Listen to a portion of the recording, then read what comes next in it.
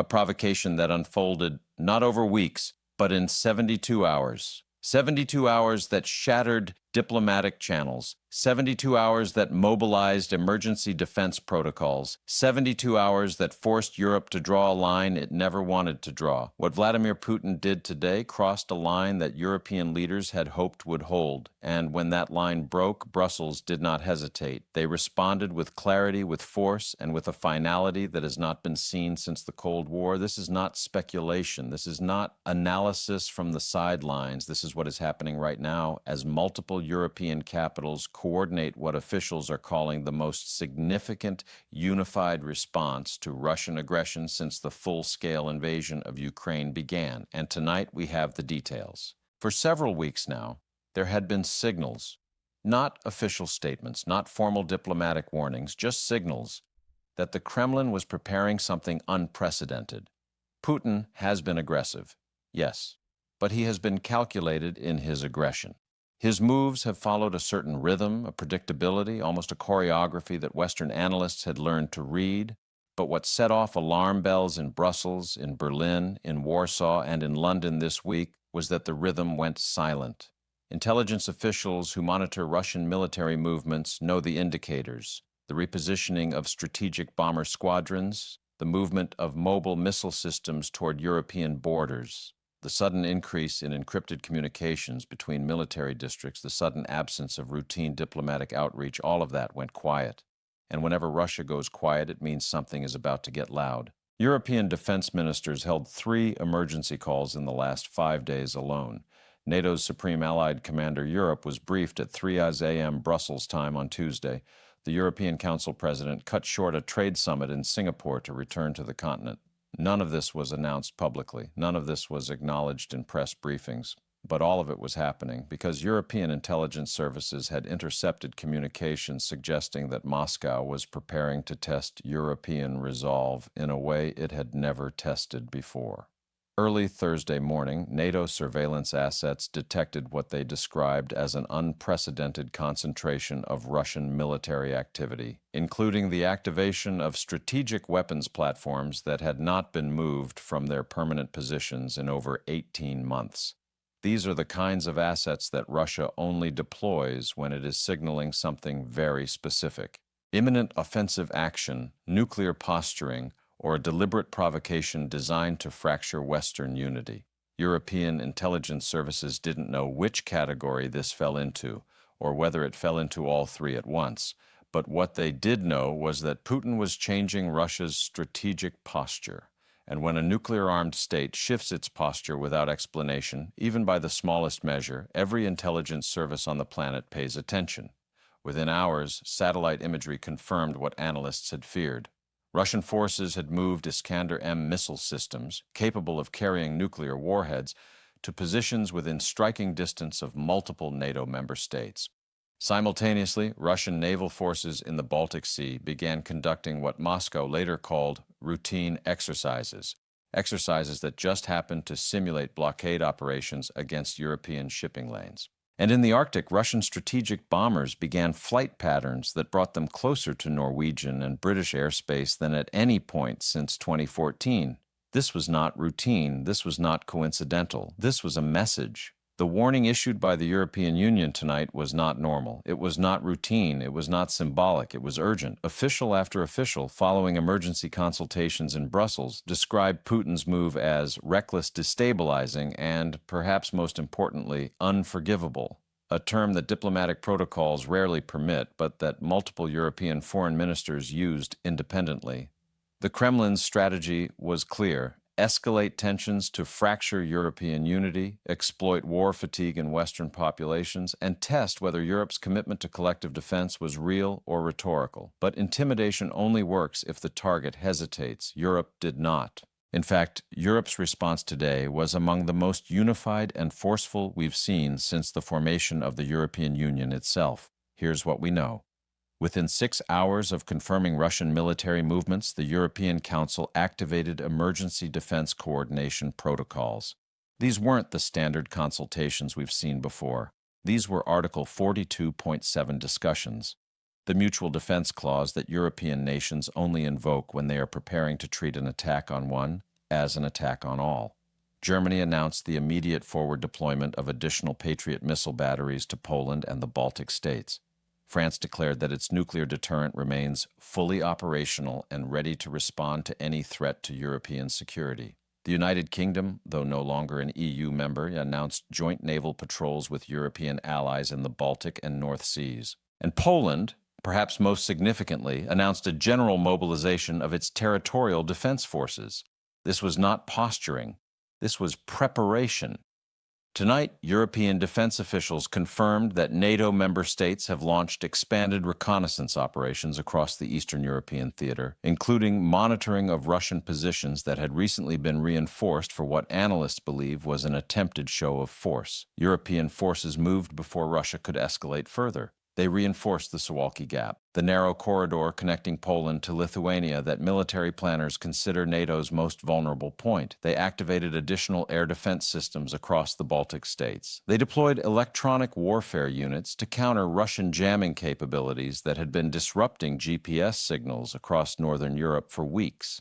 In other words, Europe targeted Russia's ability to execute a fait accompli, a rapid military action designed to present the West with an irreversible situation before they could respond. The logistics that would have made such an operation possible. This is what made Europe's warning so urgent. Putin's moves weren't just symbolic, they were actionable. They represented the kind of positioning that could enable rapid territorial seizure if left unchecked. And Europe, understanding that fully, responded with force, not recklessly, not impulsively, but strategically. They didn't scramble forces without coordination. They didn't issue empty threats without follow-through. They reinforced vulnerable positions. They activated dormant defense systems. They sent a message that could not be misinterpreted. European Commission President Ursula von der Leyen, speaking from Brussels at midnight local time, said, "The era of hoping for the best while preparing for nothing is over. Europe is awake. Europe is ready. And Europe will not be intimidated." And here's where the story becomes even more significant. Western intelligence services now believe that Putin's latest move was designed to test the cohesion of European defense commitments after months of political turmoil across the continent. Putin wanted to see whether Europe would fragment under pressure, whether national interests would override collective security, whether war fatigue would paralyze decision-making. But instead, the opposite happened. Europe didn't fragment. Europe unified with a speed and decisiveness that was so unexpected, so comprehensive that even Moscow noticed. You don't get the Kremlin's attention easily, but today, Europe did. Senior analysts speaking with multiple European news agencies under anonymity describe Putin's strategy as reflexive control, a Russian military doctrine designed to shape an adversary's decision-making by creating false choices and manipulating perceptions. But Europe proved today that it remains both vigilant and capable. Their defensive measures were not only rapid, they were coordinated so precisely that forces from 12 different nations were repositioned within the same 8-hour window. That coordination matters because it shows something Putin has consistently underestimated. European solidarity is not just rhetoric. It shows that Europe is not merely reacting to Russian aggression. It is anticipating it, it is preparing for it, and it is ready to counter it. As reports continued coming in throughout the night, we learned more about the scale of Europe's response. German Luftwaffe aircraft carried out expanded air patrols along the Polish border, forcing Russian reconnaissance aircraft to maintain greater distances from NATO airspace. French naval vessels targeted monitoring positions in the Mediterranean that had been reinforced by Russian forces in the last 72 hours. British cyber command units, operating alongside European partners, reportedly disrupted communication networks used by Russian military intelligence to coordinate disinformation operations across the continent. Scandinavian nations activated enhanced coastal defense systems, particularly around strategic choke points that control access to the Baltic Sea. This wasn't just defensive repositioning. This wasn't just diplomatic signaling. This was strategic preparation. This was deterrence in action. And deterrence is the one thing Putin has struggled to overcome since the full-scale invasion of Ukraine began. For every advance Russia has made, Europe has countered with something that raises the cost of further aggression. For every threat Putin has issued, Europe has responded with measures that demonstrate resolve rather than fear. Tonight was no exception. Remember, Putin thought European unity would collapse under economic pressure from energy cutoffs. He thought European populations would demand accommodation with Russia to restore cheap gas supplies. He thought European governments would prioritize short-term comfort over long-term security. He thought NATO was a paper tiger, incapable of rapid response, paralyzed by bureaucracy and competing national interests. But tonight, the exact opposite is happening. European energy independence from Russia has accelerated faster than anyone predicted. European defense spending has increased to levels not seen since the Cold War. European public opinion has hardened against Russian aggression rather than softened. And European military coordination has reached levels that would have been unthinkable 5 years ago. Putin miscalculated, and tonight he is learning the cost of that miscalculation. What makes this moment so dangerous and so consequential is that Putin's latest move happened at a time when the Russian president is under extraordinary domestic pressure. Hardliners in Moscow want escalation, believing that only maximum pressure will force the West to negotiate. Pragmatists in the Russian security establishment want de-escalation, recognizing that continued confrontation is draining Russian resources. Oligarchs want sanctions relief, watching their wealth evaporate under Western economic measures. Military commanders want results, growing frustrated with a conflict that was supposed to last weeks, but is now stretched into its third year. Putin is balancing these demands while managing a war that has cost Russia hundreds of thousands of casualties and consumed vast quantities of military equipment. And when leaders in that position make sudden aggressive moves, they're not doing it from strength. They're doing it from pressure. They're doing it from vulnerability. They're doing it because they feel their options narrowing and their position weakening. Tonight's provocation was not a sign of Russian confidence. It was a sign of Russian desperation.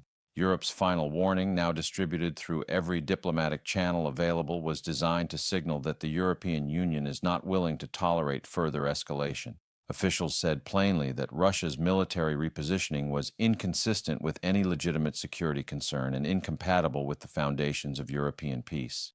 That is diplomatic language for, we know what you're doing and we will not allow it. You don't usually hear that tone from Brussels unless something serious is at stake. The European External Action Service, the EU's diplomatic arm, has recalled ambassadors from Moscow for consultations. Economic officials are preparing what they're calling a final phase of sanctions designed to target remaining sectors of the Russian economy that have so far escaped Western measures.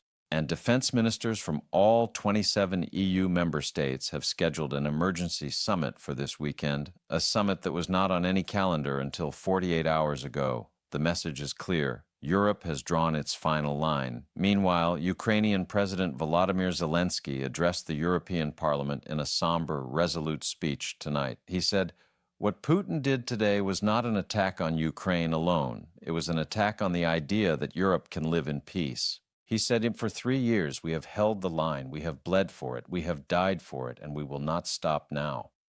And he said, "The only language Putin understands is strength. Tonight, Europe spoke that language, and Ukraine stands with you as you have stood with us."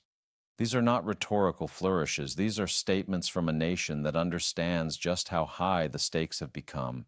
And they are statements that resonated across the continent tonight as European citizens watch their leaders respond to aggression with unity rather than division. Here's what makes the situation even more concerning. Putin's latest move wasn't isolated.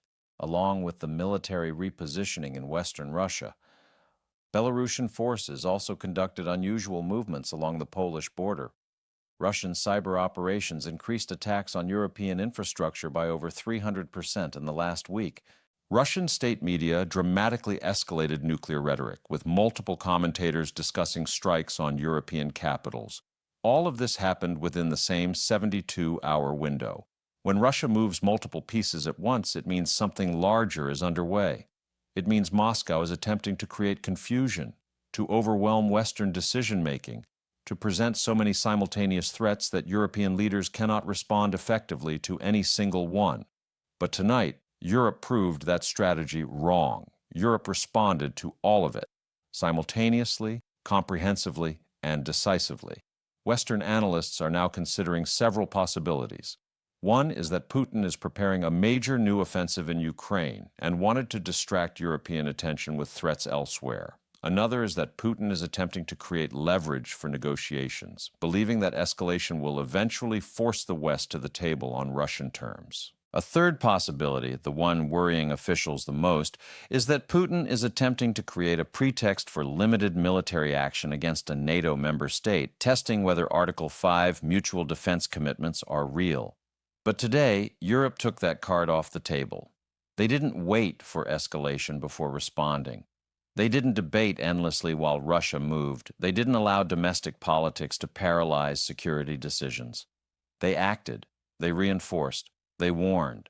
And they made clear that any attack on any European nation would be met with the full collective response of the entire continent. What we're watching now is a test of resolve.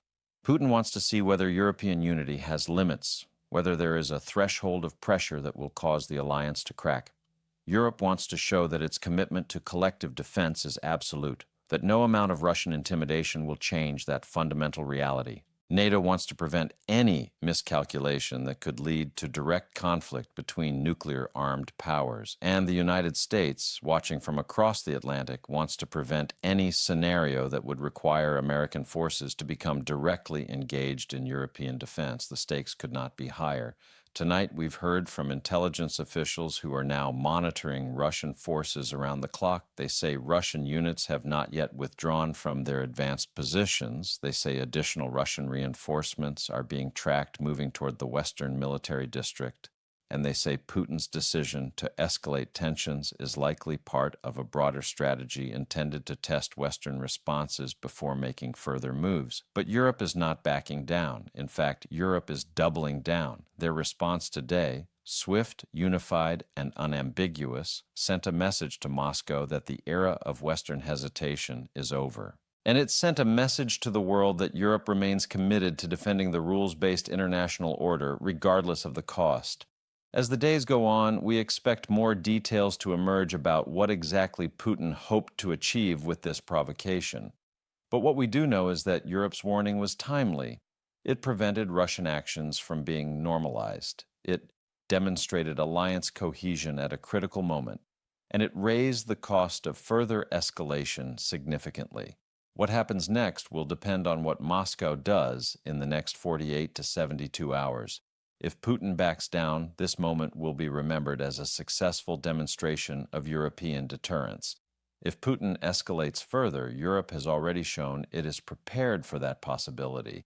They have shown they are ready to defend their territory. They have shown they are ready to support their allies. They have shown they are ready to respond. And tonight, for the first time in months, the Kremlin appears to be reassessing. Moscow is quiet. Too quiet. And when Putin is quiet, it means he is calculating. It means he is weighing his options. It means he is choosing his next move carefully. Because tonight, Vladimir Putin learned something he has learned many times before, but consistently chooses to forget.